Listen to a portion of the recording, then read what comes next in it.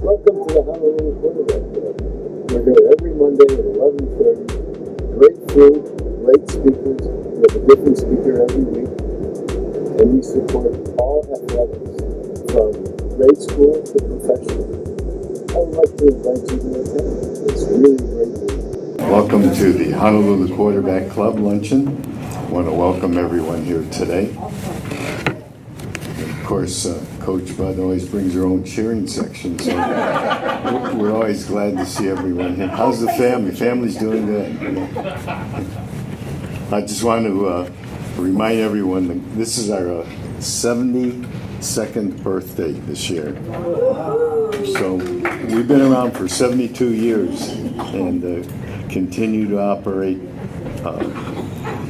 financially sound, and wanted to remind everyone to make your annual donation. It's $30 for an individual or $45 for a couple or significant other. Because you're still here, right?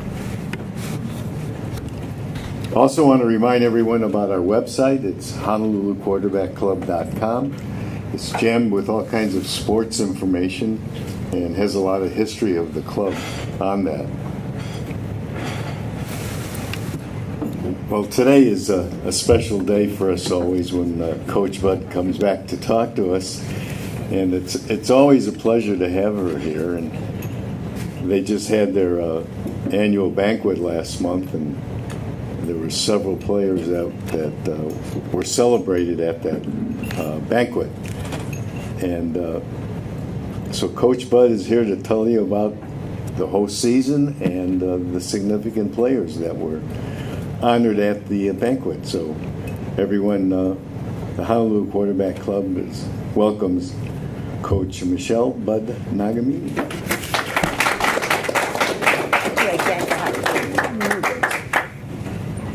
Also, she's a member of our club.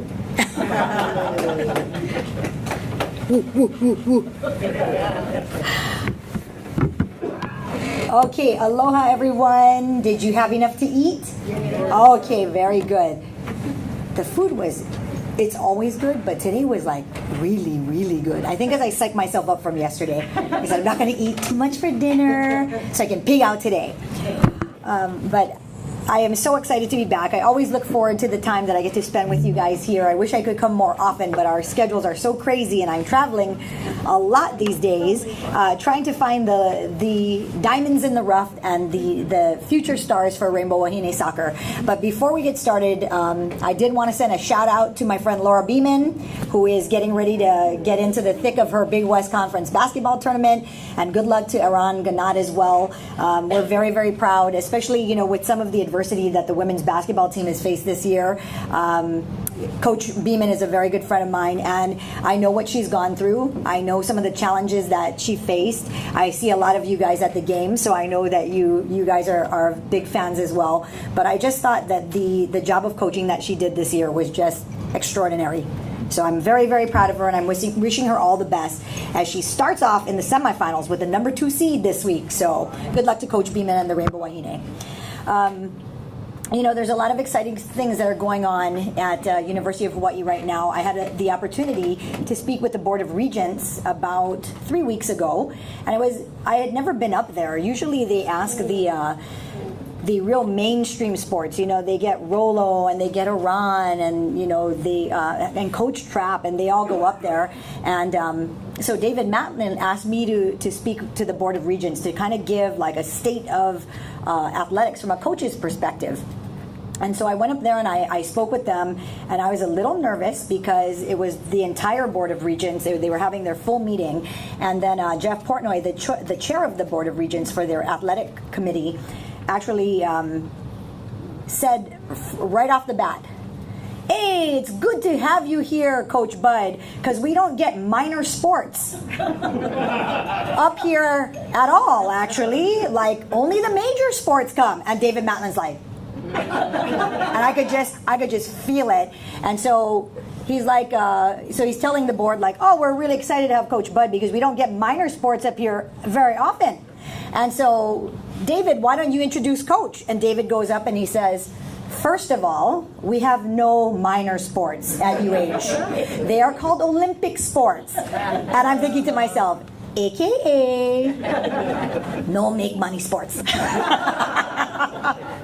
But, so I thought after I gave my speech about how everyone's getting better. When David Matlin first got hired, he spoke to us as a staff and he said, hey guys, look, like you guys are my soldiers. You're the guys in the trenches you're touching the fans, you're touching the students, firsthand, and all I want you to do is get 1% better every single day. That's it.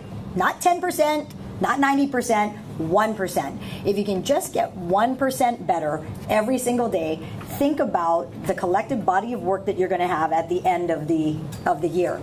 So I always remembered that. And when I went up to address the Board of Regents, the first question they asked me was, how do you answer the public when they say that, you're a non-revenue generating sport? Why do you exist?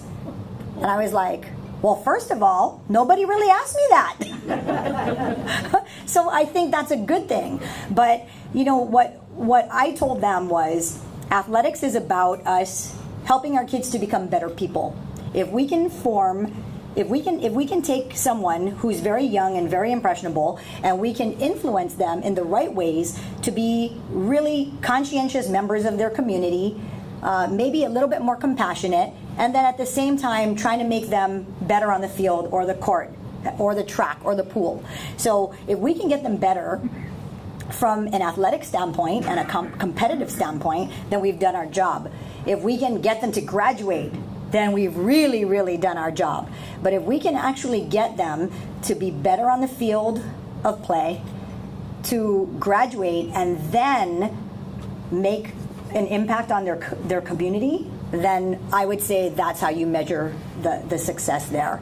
So we talked about, as a non-revenue generating sport, those are the things that we want to do. We want to make sure that we're making the university look good. So we do a bunch of community service. And actually, next week, Saturday, will be the AYSO Kirk Banks tournament. And our Rainbow Wahine will be out there doing their very important player tournament.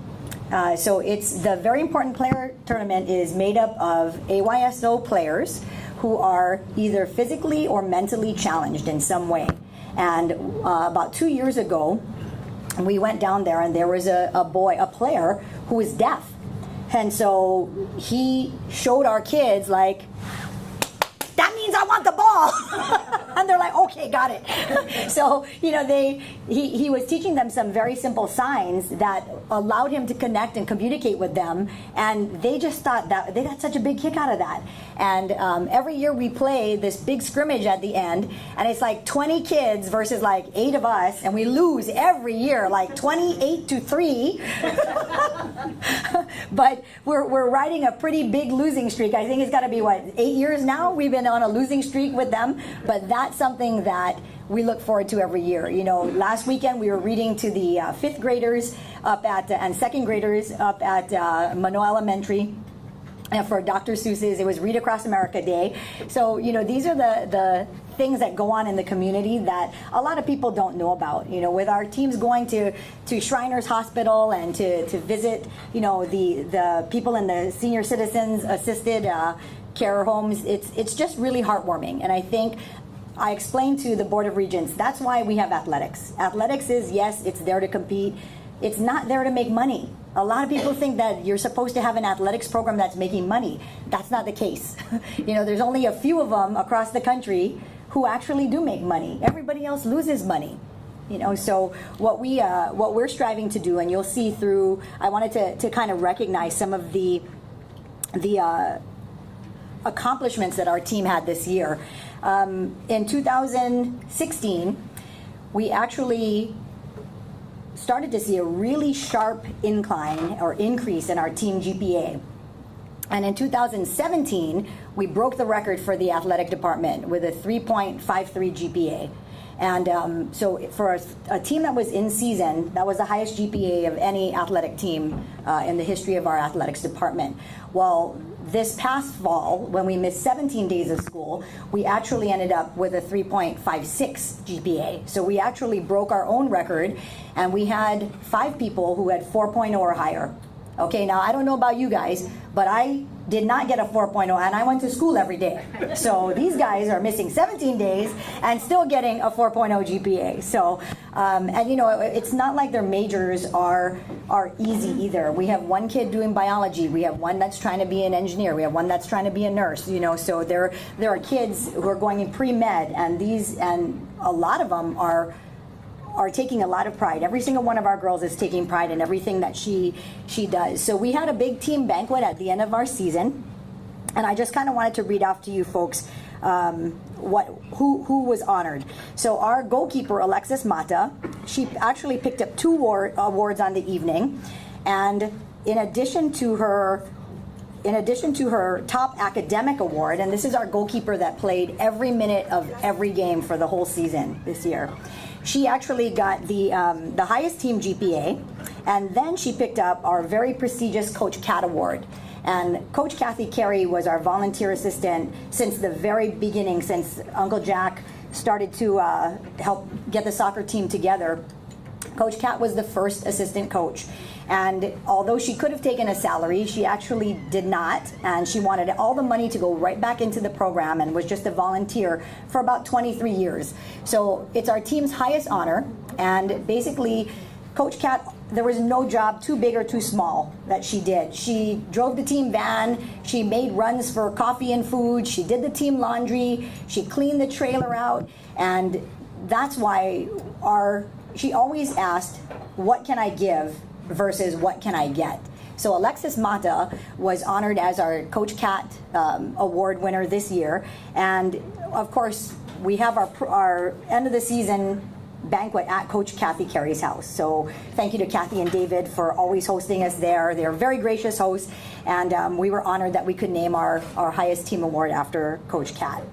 Our junior midfielder, Kiri Dale, picked up the second academic award of the evening as she collected the Most Improved Academic Performance Award. And she actually was joking, if I got anything that was most improved, I think I would be really sad, because does that mean that I was really bad before? And then you get like most improved, and you're supposed to be like, yay! So we started laughing. I was like, I never thought of it like that. But actually, Kiri has a pretty demanding major.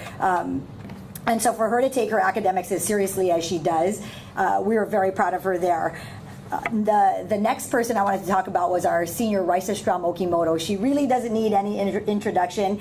Right now, in case you guys were wondering, she's currently training with the Utah Royals professional women's soccer team in Salt Lake City. So she had a very, very special invitation to join the team. She didn't go through the usual tryout path. She actually was seen here because the head coach, Laura Harvey, is a good friend of mine. So Laura watched her play throughout the season, and then also came to UH to train her in a private session, and it was hilarious. I should have videotaped it, because I don't know if you guys remember Storm Kinui and Sines Furtado, but 2 former Rainbow Wahine are local girls from Waipahu and Waianae, and I had called them and I said, hey, Raisa has this tryout, so do you think you guys could come down and help her, so she's not by herself and she can you guys can take some reps? Oh, sure, anything for Raisa. Well, we get to UH, and the first thing Laura says is, first thing we do is the fitness test. And Nest and Raisa are like, not us, right? Like, we don't. But it was so funny, because obviously they're both a few years removed from school, and the last thing they're doing every day is running. So poor Sinesh, she made it through like 6 sprints, and then she was like, either I stop or I'm going to vomit. So you choose, But they were such troopers, and they really helped to make Raisa. I don't want to say it that way, but they really helped to make Raisa look good. So she is now training with the Utah Royals, and she's loving it. She actually got the second highest score on her fitness test, and a lot of the pros came up to her afterwards, like Amy Rodriguez, who's kind of their marquee player, shook her hand and said, wow, I am so impressed with how fit you are. So Rainbow Wahine on the mainland making us look good. But Raisa is the reigning Conference Big West Player of the Year for offense, and she actually she's our first 3-year all conference first team player. So it's a pretty amazing feat for what she's done, because not a lot of people you can have 11 people off of 9 teams that make the first team. So that's, when you consider the average roster size is 28 to 30 people, that's quite an honor.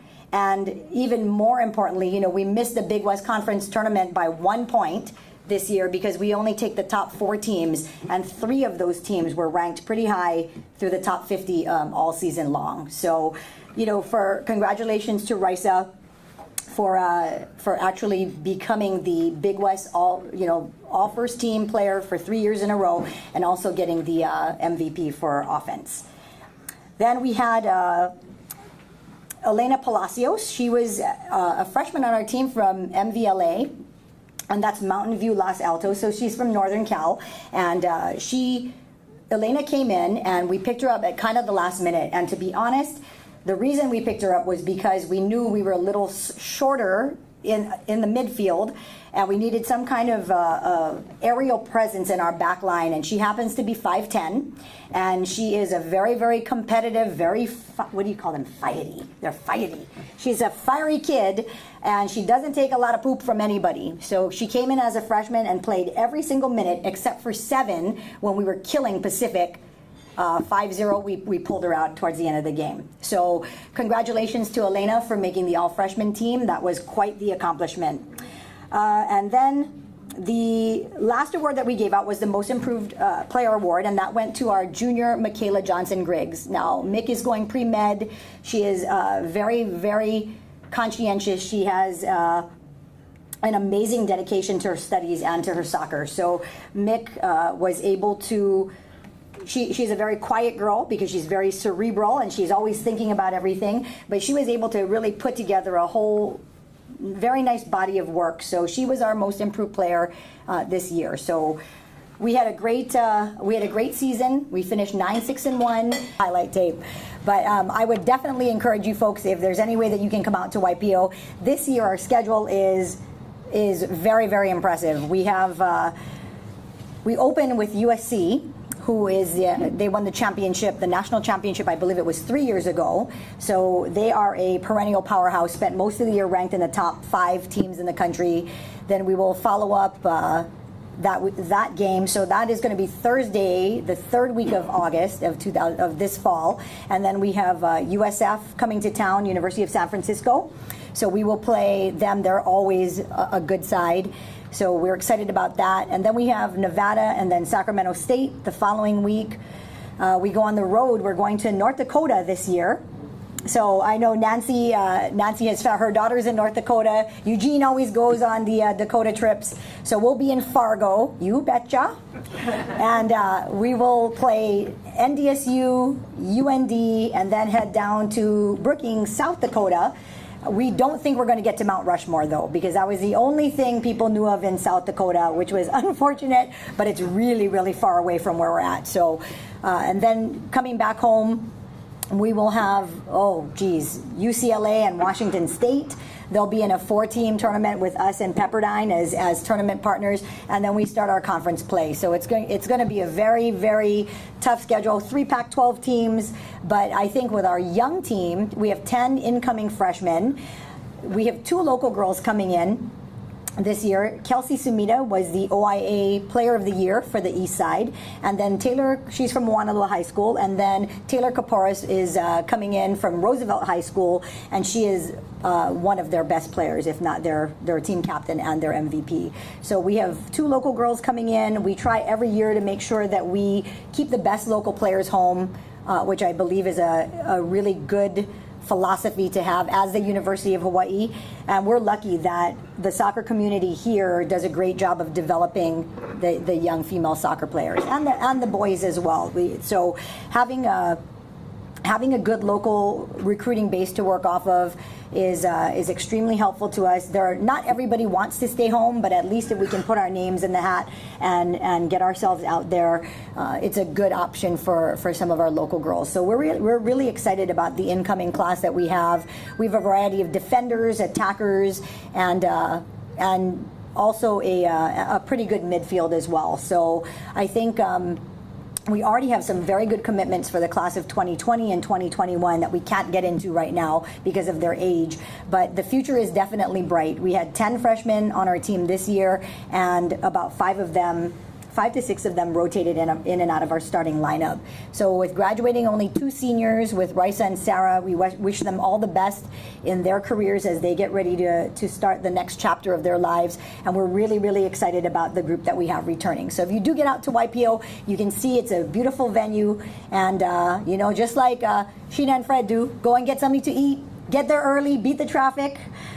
Okay, but I did want to say thank you to everybody, and thank you to my family on table 1, front and center, for always supporting my dreams and being there to support me through the good, the bad, and the ugly. So thank you, thank you, Mom and Dad, and Grandma and Grandpa. Grandpa, you doing okay? All right. And Jean and Nancy, thank you so much, and Uncle Jack, thank you for getting the program started at University of Hawaii.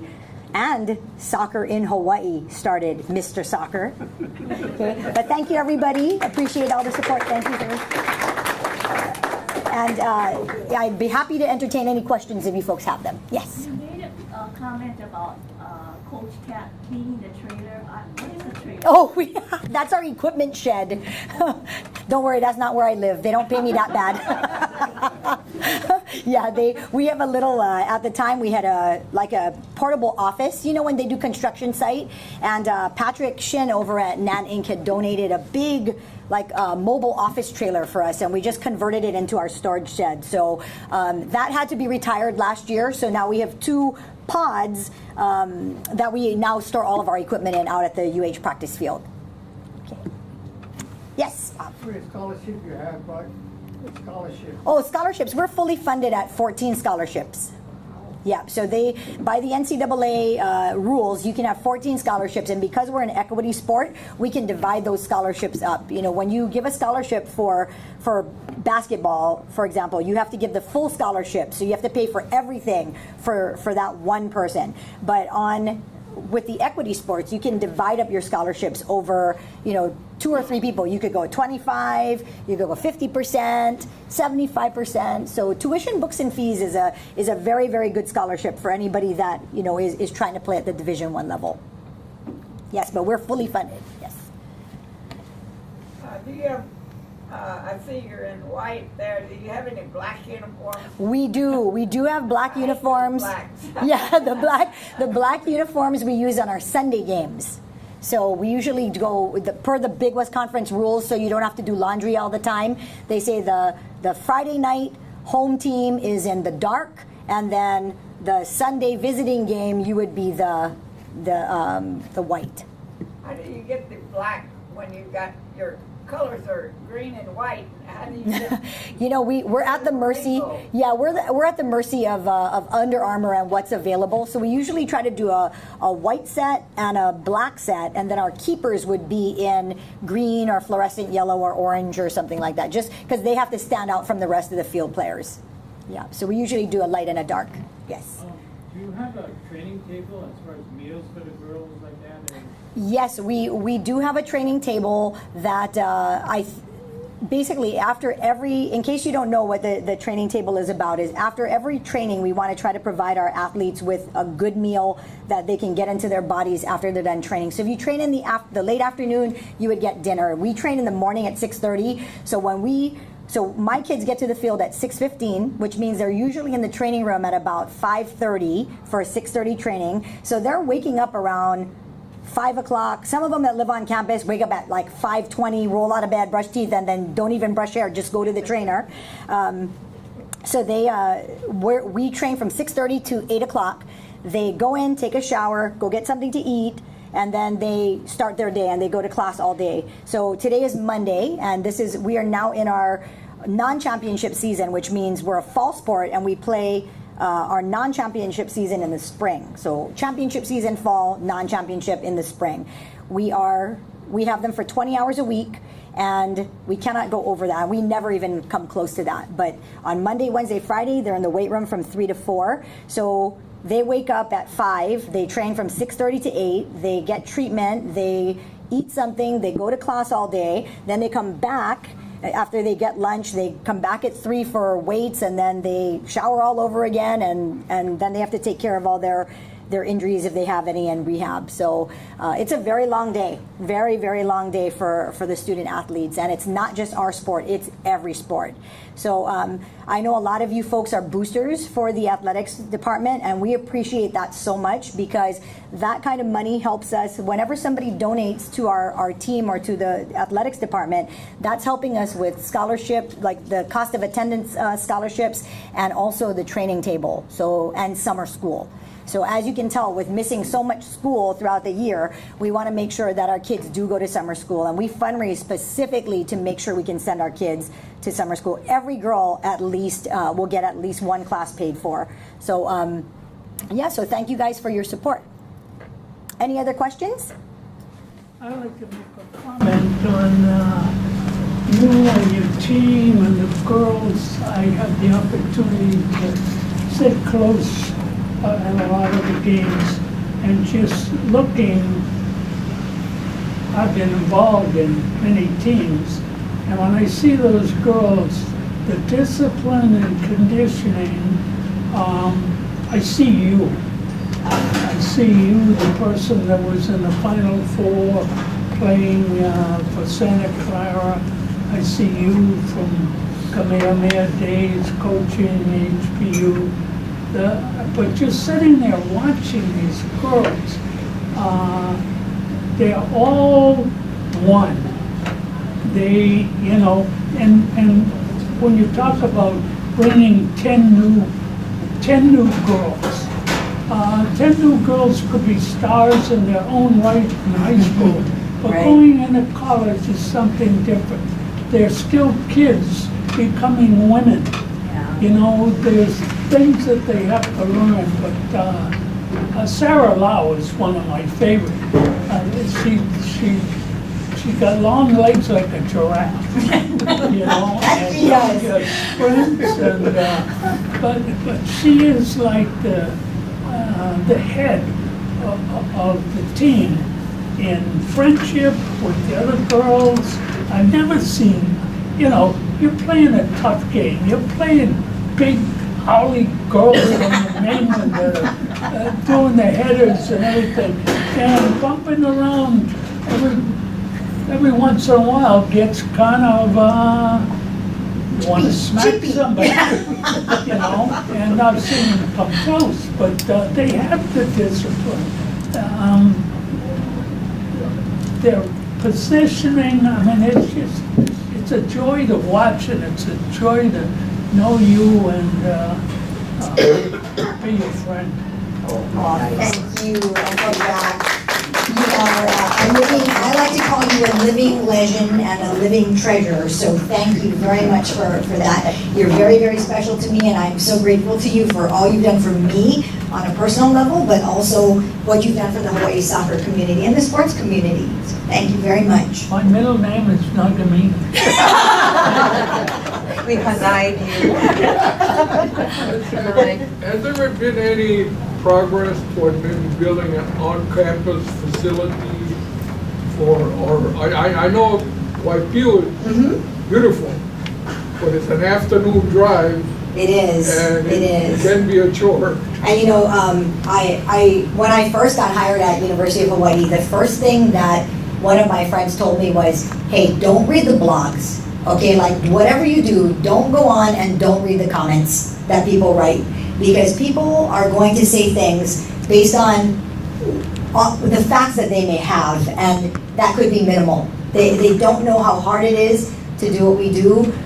Money, to find a facility and build a facility on campus. We were supposed to be in the TC Ching complex, and they're in the process of redoing the track, but we can't play on turf because we already have a hard enough time getting teams to Hawaii when we play on a beautiful grass field. So if they were to do AstroTurf, it would need to be maintained at a level that you'd have to water it, you'd have to do, I don't even know what they call it, but you have to fluff up the turf, and you have to do that multiple times. And right now, with the state in a budget deficit, we just don't have, it's not that we don't have the good people, because we have good people at University of Hawaii, but they're just stretched so thin that we wouldn't be able to upkeep the facility, I think, at the level it would need to be maintained at in order to play games there. So we talked about putting in a grass field. We're about $4.5 million off from where they can fix the track for the existing money that's in their budget, but and the legislature has been really good about trying to work with us on facility improvements.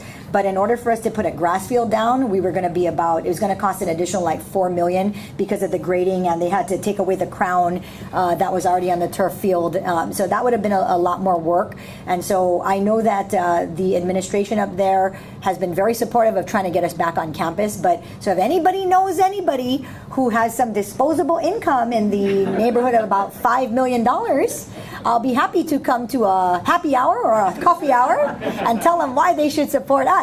I'll make you look good, I promise. Okay, but yeah, we would love to be back on campus. We think we can get a good crowd. There's a number of student athletes that always ask us, like they would want to come to our games on campus. They just can't afford to, take an Uber out there or catch the bus, because there are a couple young guys, international students, and they're like, we're going to catch the bus and we're going to walk through that road. And I'm like, no, don't do that.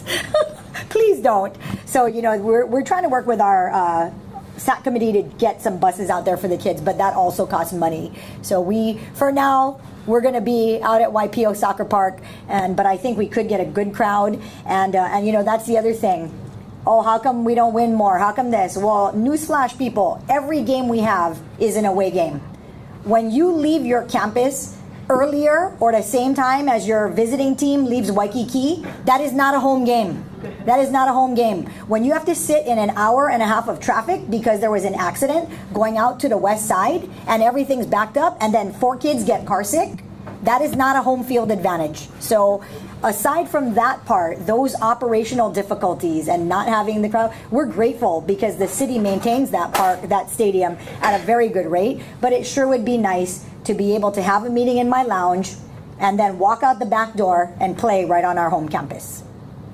Okay? Have you ever thought of renting buses and charging people, perhaps? They could park at UH, get their parking waived, and then get the bus to go out to YPO?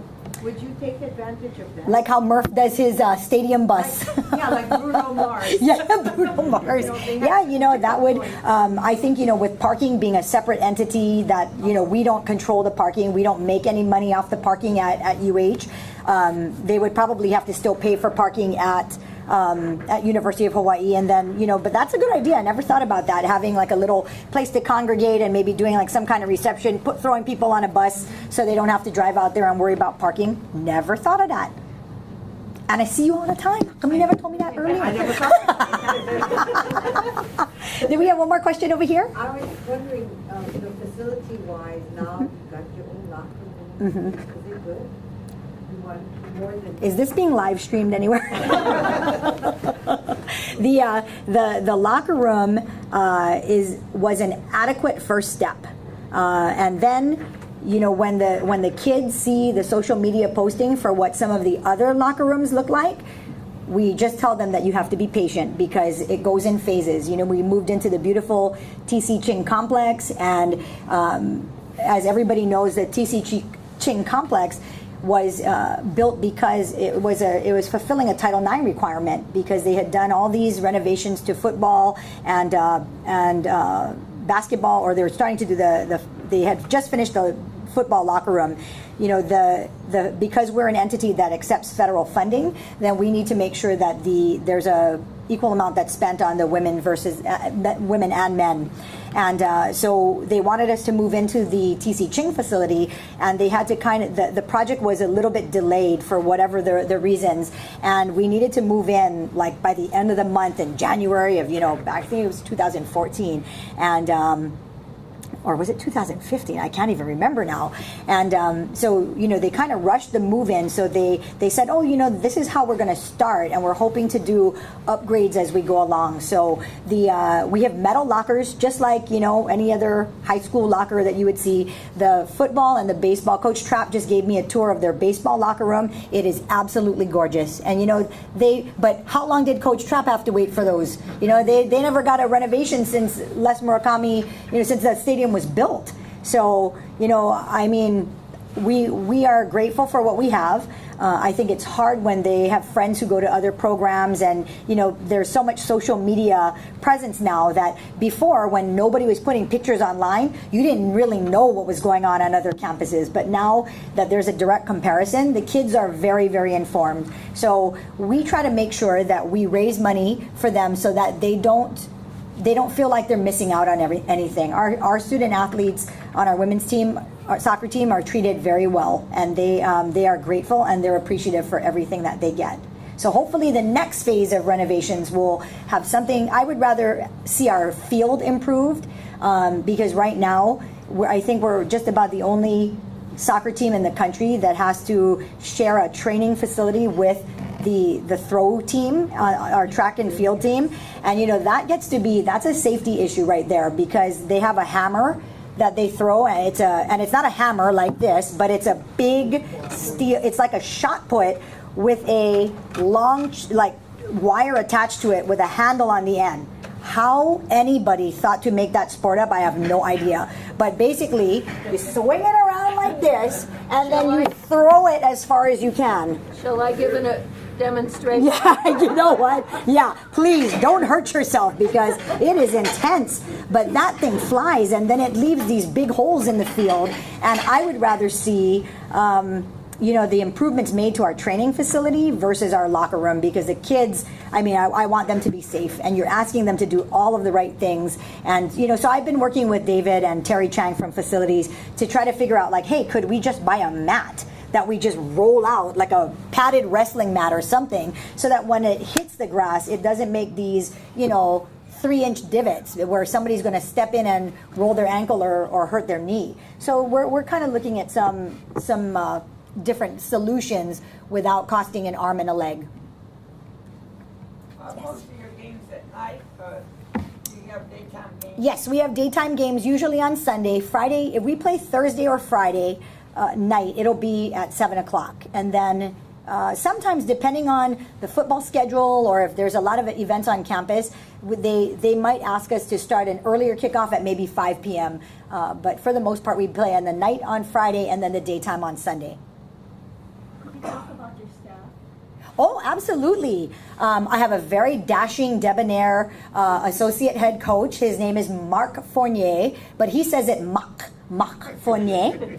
He is from France, from the Bordeaux region, and he is our associate head coach. And he has been with me since the very beginning. And he handles operationally. You know, a couple of years ago, we almost lost him because his salary is not that big, and he and his wife Joelle, who happens to be a former player of mine and a former a standout all WAC performer at University of Hawaii soccer team, Joelle Sugai. So Mark and Joelle got married, and they wanted to have a baby, and then Mark was thinking, like, how am I going to afford having a baby on my assistant coach's salary? And I said, you know, that's a really good question. So we kind of got creative and used some foundation funds to supplement the salary, and we gave him an increase in pay so that he could at least stay with us. But that's a lot of fundraising. That is a lot of fundraising, but he's worth every penny. And we gave him the title of associate head coach. And this is something that I've been working with David Matlin and Tiff Korooka, our AD in charge of business affairs. She does all of our finances.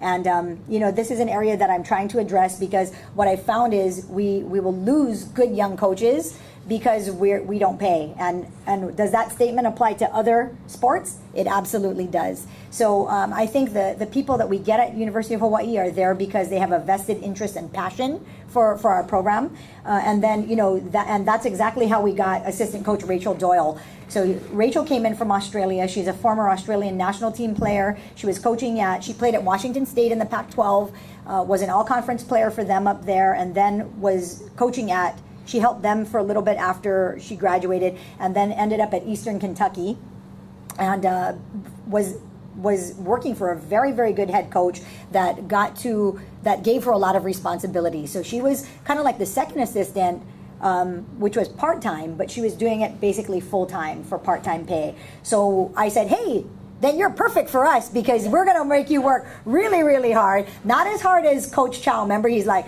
I hired a 20-something guy for 20-something thousand for 20-something hours a day of work.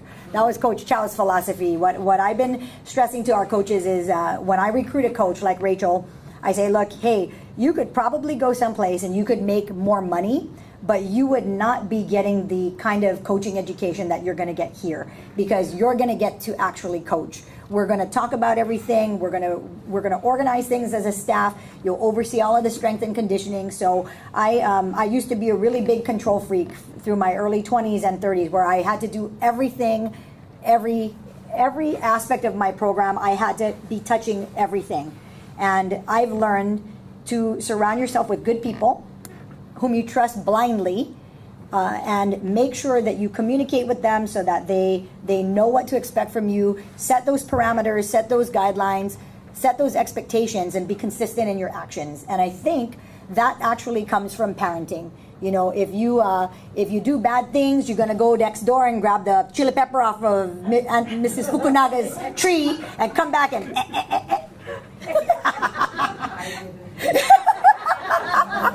So, you know, when you're consistent in your actions, things become predictable for your kids and for your staff. So, you know, a lot of the things that I do today are a reflection of my parents and my grandparents and the way that they raised and shaped me. So, Uncle Jack, when you said, like, I see those kids in you, because now if one of the kids on the bench is farting around, I'll be like,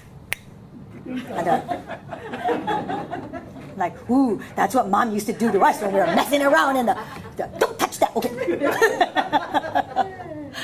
Or we got that nice little, meaty part under your arm.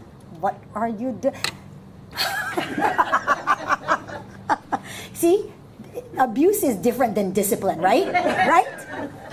So yeah, I find it funny now, because I just have to look at them and I'll be like, oh, sorry, Coach Bud.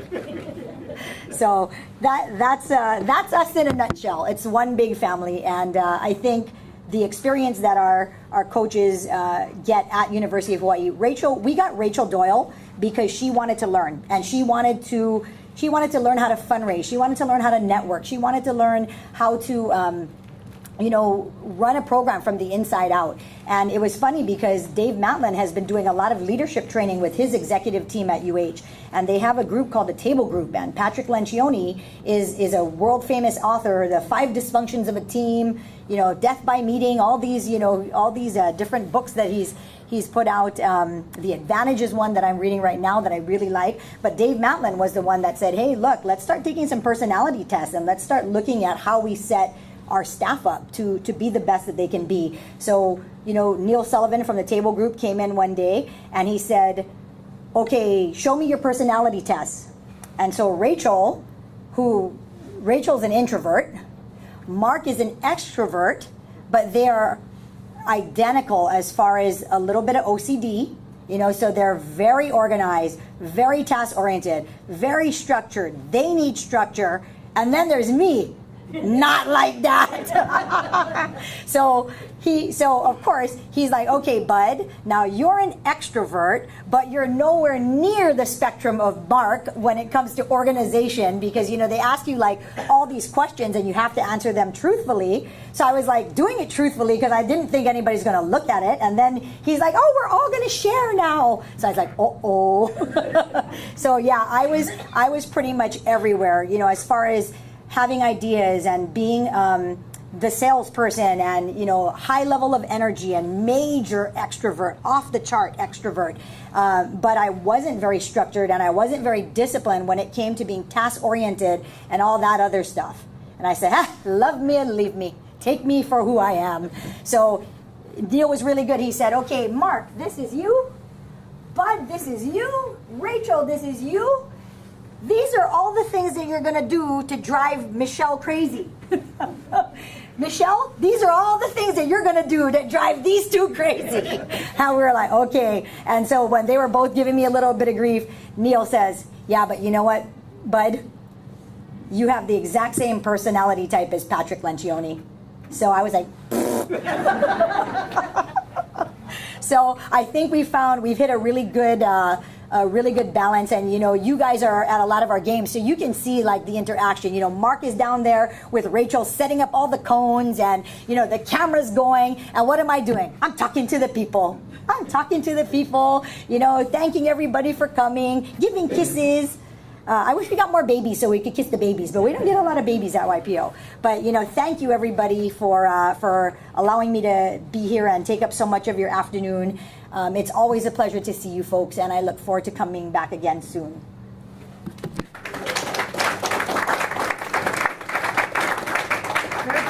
Hooray! You guys learned stuff you didn't know.